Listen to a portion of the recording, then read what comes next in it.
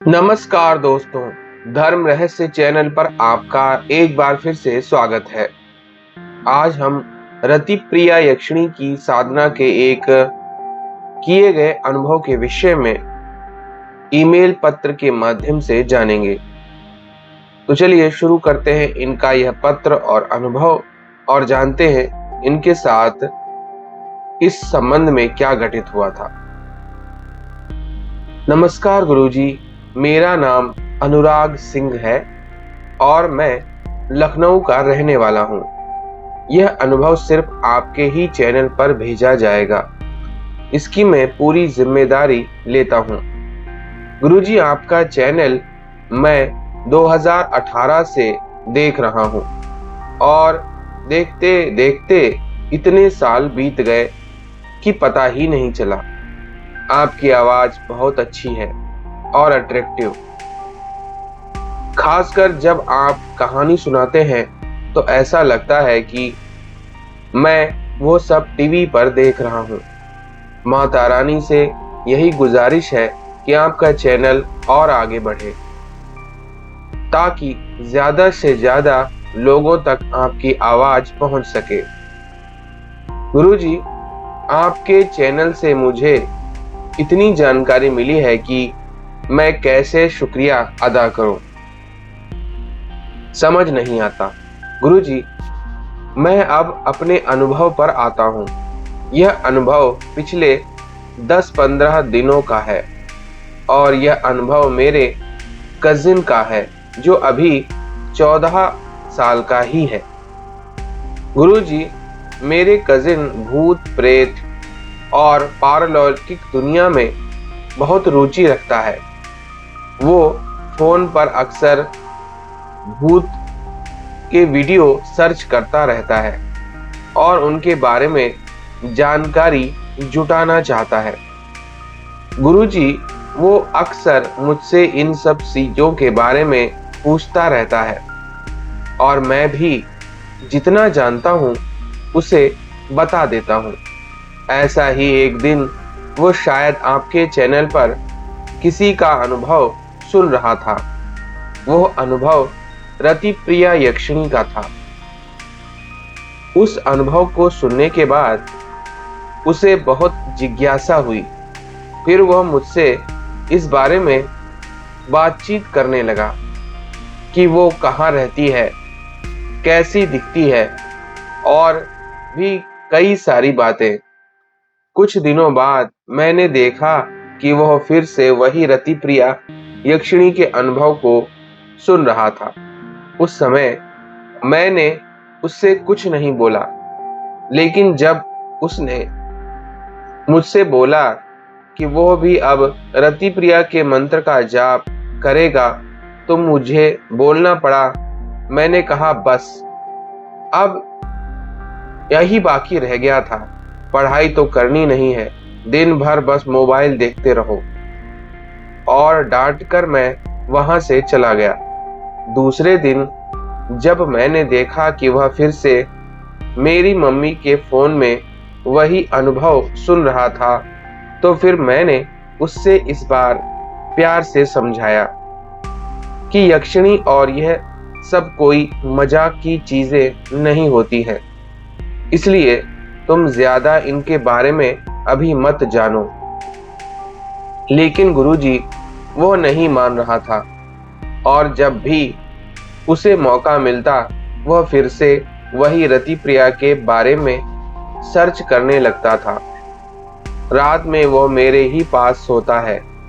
एक रात मैंने उसे देखा कि वह कुछ मंत्र पढ़ रहा था। मुझे लगा कि भगवान का कोई मंत्र होगा, इसलिए मैंने कुछ नहीं बोला और सो गया। दूसरी रात भी वो सोने से पहले मंत्र जाप करने लगा। उसी समय मैंने सुना कि वह रति प्रिया करके कुछ बोल रहा था। मुझे शक हुआ कि कहीं यह रति प्रिया के मंत्र का जाप तो नहीं कर रहा, लेकिन फिर भी मैंने कुछ नहीं बोला। अगले दिन मैंने उससे पूछा कि तुम रात में कौन सा मंत्र जाप कर रहे थे, तो उसने बताया कि वह रतिप्रिया यक्षिणी के मंत्र का जाप कर रहा था। मेरा शक सही था। मेरे कई बार मना करने के बाद भी वो मंत्र जाप कर रहा था और ऐसा वो प्रतिदिन करने लगा। दूसरे ही दिन उसे एक सपना आया कि वह अपने घर पर है और उसकी शादी होने जा रही है। उसके सारे दोस्त डांस कर रहे हैं। वो एक ब्राउन कलर की कार में बैठा है, लेकिन तभी उसे किसी ने जगा दिया और सपना टूट गया। गुरुजी, उसने बताया कि वो सपना इतना रियल था कि आज तक उसने इतना क्लियर सपना कभी नहीं देखा। नॉर्मल सपने ज्यादा साफ नहीं होते, लेकिन उसने बताया कि इतना साफ सब कुछ दिखाई दे रहा था जैसे सामने सब कुछ हो रहा हो। यह सपना उसे दिन के समय आया था। उसके बाद वो और ज्यादा मंत्र का जाप करने लगा। फिर एक दिन उसने रात में देखा कि वो अपनी कोचिंग में पढ़ रहा है और क्लास की एक लड़की उससे बार देख रही है और जैसे वो कुछ कहना चाहती हो और दोस्ती भी करना चाहती हो। गुरुजी, ये सपना भी एकदम असली जैसा पिछले वाला था। वैसा ही तीसरा दिन उसने देखा कि वो एक बस में जा रहा है और उसके साथ में एक लड़की भी है। दोनों एक दूसरे को बस में किस कर रहे हैं और कोई कुछ नहीं बोल रहा। गुरुजी, ऐसे सपने आने के बाद वो और भी ज्यादा एक्साइटेड हो गया और कहने लगा कि अब मैं उसका जाप करता रहूंगा, बहुत मजा आ रहा है। अगले 2 दिन तक कोई सपना नहीं आया तो वह थोड़ा उदास हुआ और कहने लगा कि काश फिर से कोई अच्छा सपना आ जाए। उसी रात उसने सपने में देखा कि वह अपने गांव में है और कई सारे स्कूल में एक नई लड़की आई है और उसका नाम शनाया है। वो लड़की क्लास की सबसे सुंदर लड़की थी। वो ज्यादा कुछ नहीं बोल रही है, बस बैठी है। एक दिन वो दोपहर में बेड पर बेसमेंट में लेटा हुआ था और यक्षिणी के मंत्र का जाप कर रहा था कि तभी उसने देखा कि एक सफेद रंग का धुआं जो बिल्कुल इंसान की तरह था उसके एकदम पास आ रहा था। इस बार वह सपने में नहीं, हकीकत में देख रहा था। उसको देखकर वो काफी डर गया और मुझे आकर बताया कि मैंने एक सफेद आकृति देखी है। मैं अभी तक यह सब अनुभव आपके चैनल पर सुनता था तो कॉमन लगता था, लेकिन जब उस दिन मैंने सुना तो मैं भी काफी हैरान था। गुरुजी, उसके बाद फिर आगे की जो घटना घटी वह इस प्रकार है। बाद में अचानक हुआ कि वह गायब हो गई। वो लेटा हुआ था, लेकिन यह उससे देखने के बाद वह उठकर बैठ गया और भागकर सीधा मेरे पास आकर मुझे बताने लगा।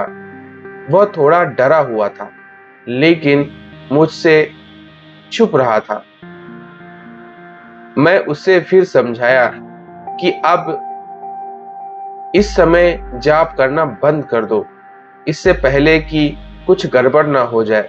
लेकिन गुरुजी, वो नहीं माना और मेरे सामने ही कहने लगा कि अब तो मुझे रतिप्रिया के दर्शन करने ही हैं, जो भी होगा मैं देख लूंगा, आप चिंता मत करो।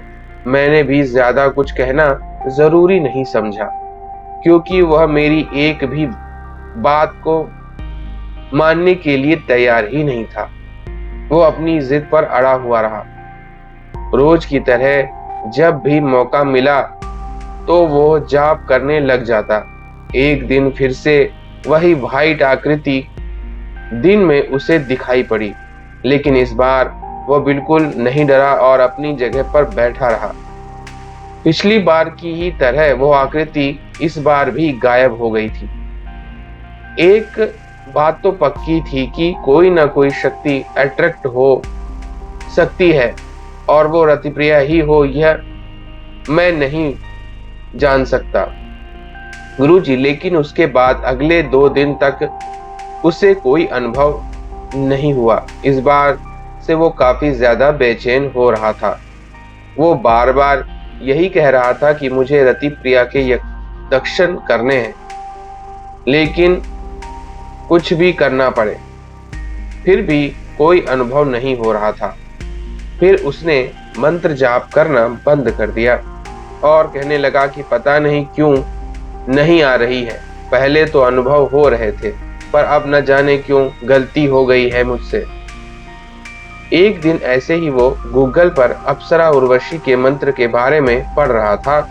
उसमें कई सारे फायदे लिखे हुए थे। वो सब देखकर वो काफी इम्प्रेस हुआ और तुरंत ही उसने वो मंत्र याद कर लिया जो उस आर्टिकल में लिखा हुआ था। अब उसने अप्सरा उर्वशी के मंत्र का जाप शुरू कर दिया था।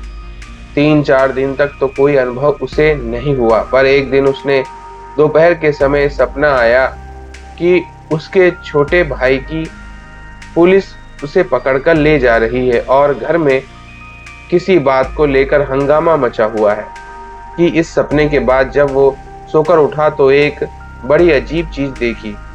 उसके राइट हैंड में चोट लगी हुई थी और काफी ब्लड आ रहा था। उसके हेल्थ पर कट का भी निशान थे। इस सपने के बाद वो काफी डर गया था। फिर मैंने उसे काफी डांटा और प्रॉमिस करवाया कि वो आगे से ऐसा नहीं करेगा। उसने बताया कि गुरुजी की उर्वशी के मंत्र का जाप से उसकी छोटी मोटी विश भी पूरी हुई। गुरुजी, आपसे सवाल है कि ऐसा क्यों हुआ कि वो चोट के निशान आ गए? व्हाइट धुआं कौन था? इसके बारे में जरूर बताइएगा। धन्यवाद। तो देखिए, यहाँ पर जब भी व्यक्ति कम उम्र में हो और उस समय वह साधना करता है तो शक्तियां बहुत ज्यादा तेजी से अट्रैक्ट होती हैं, क्योंकि यह उम्र में व्यक्ति का मन निश्चल होता है और ब्रह्मचर्य पूरी तरह कायम होता है। इसीलिए कम उम्र का साधक बहुत जल्दी शक्तियों को प्रसन्न कर लेता है और नए साधक को हर कोई पसंद भी करता है। इसीलिए केवल 1-2 बार मंत्र जाप करने मात्र से कम उम्र के साधक की तरफ ऐसी शक्तियां प्रेम पूर्वक आकर्षित हो जाती हैं। तो सफेद धुआं का दिखना रतिप्रिया यक्षिणी ही थी, लेकिन शक्तियों का दिखाई देना, वो अपनी ऊर्जा से उन्होंने पूरी कोशिश की, लेकिन उनकी सामर्थ्य खत्म हो गई। जब तक साधक पूरे विधि विधान से गुरु मंत्र से दीक्षित होने के बाद उस साधना को नहीं करेगा और साधना में पूरा विधान पूर्वक जप तप और पूरी शक्ति नहीं लगाएगा तो सिद्धि प्राप्त नहीं होती है। उससे पहले केवल इतने ही अनुभव होंगे, इससे ज्यादा नहीं हो सकते हैं। लेकिन फिर भी इतने अगर उसे अनुभव हुए हैं तो निश्चित रूप से यक्षिणी आकर्षित थी और वह अपने स्वरूप को दिखा करके चली भी गई। दूसरी गलती इनसे ये हुई कि यक्षिणी का आकर्षण और प्रेम उन्होंने प्राप्त तो किया, लेकिन तुरंत ही दूसरी अप्सरा की ओर दौड़ गए। यह अप्सरा उर्वशी थी। कम उम्र के कारण उर्वशी भी आकर्षित हुई और इनकी छोटी मोटी इच्छाएं पूरी करने लगी। लेकिन इस बात को रतिप्रिया यक्षिणी बर्दाश्त नहीं कर पाई और उसी ने इनके ऊपर ऐसा प्रहार किया जिसकी वजह से इनको कष्ट हुआ है और चोट और इस तरह के निशान इनके जीवन में, इनके शरीर के ऊपर आ गए हैं। तो याद रखें, शक्तियां जिसके प्रति समर्पित होती हैं उनसे अपना संबंध बनाने लगती हैं और उनको अपने प्रियजन के रूप में देखती हैं। उनका वह शक्ति स्वरूप कोई दूसरी शक्ति आकर ले ले, यह बिल्कुल भी उन्हें बर्दाश्त नहीं होता है। यह भाग्यशाली है कि उसने इन्हें ज्यादा नुकसान नहीं पहुंचाया है, क्योंकि ना तो इनके पास गुरु मंत्र है और ना ही किसी मंत्र का कोई रक्षा कवच। तो इन्हें सबसे पहले गुरु मंत्र दीक्षा लेनी चाहिए और उसके बाद ही इस तरह की तांत्रिक साधनाओं को करने के विषय में सोचना चाहिए। तो ये था रतिप्रिया यक्षिणी का एक अनुभव। अगर आपको पसंद आया है तो लाइक करें, शेयर करें, सब्सक्राइब करें। आपका दिन मंगलमय हो। धन्यवाद।